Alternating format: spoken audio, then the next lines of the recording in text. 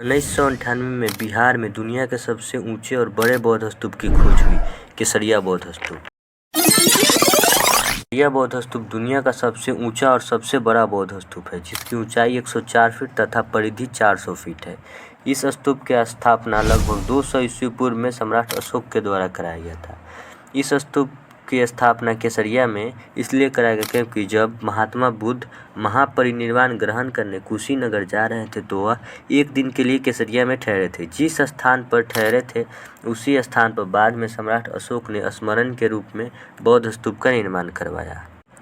इसके अलावा जब महात्मा बुद्ध महापरिनिर्वाण ग्रहण करने के लिए कुशीनगर जा रहे थे तो उनके अनुयायी उनके रास्ता रोककर खड़े हो गए थे, जिसके बाद महात्मा बुद्ध ने उनको अपना भिक्षा पात्र दिया तथा बौद्ध जातक कथा में वर्णन है कि उन्होंने अपने अनुयायियों से कहा कि पिछले जन्म में महात्मा बुद्ध खुद को बोले कि पिछले जन्म में वे केसरिया में चक्रवर्ती राजा के रूप में शासन किए थे।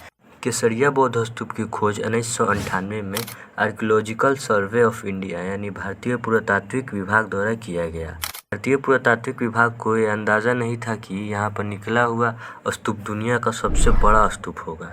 यह स्तूप अपनी मूल ऊंचाई से काफ़ी कम है, जबकि बताया जाता है कि इसकी मूल ऊंचाई 1914 में आए भूकंप से पहले 123 फीट था।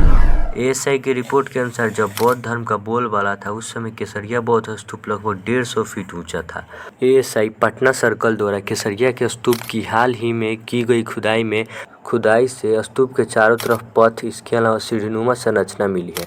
सबसे महत्वपूर्ण खोज भगवान बुद्ध की भूमि स्पर्श मुद्रा में मूर्ति, इसके अलावा अन्य कई प्रकार की प्रतिमा प्राप्त हुई है।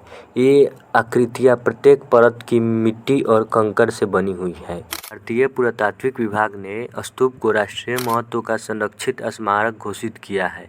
एक लोकप्रिय पर्यटक स्थल होने के बावजूद केसरिया को अभी तक विकसित नहीं किया गया और स्तूप का एक बड़ा हिस्सा वनस्पति के नीचे दबा हुआ है।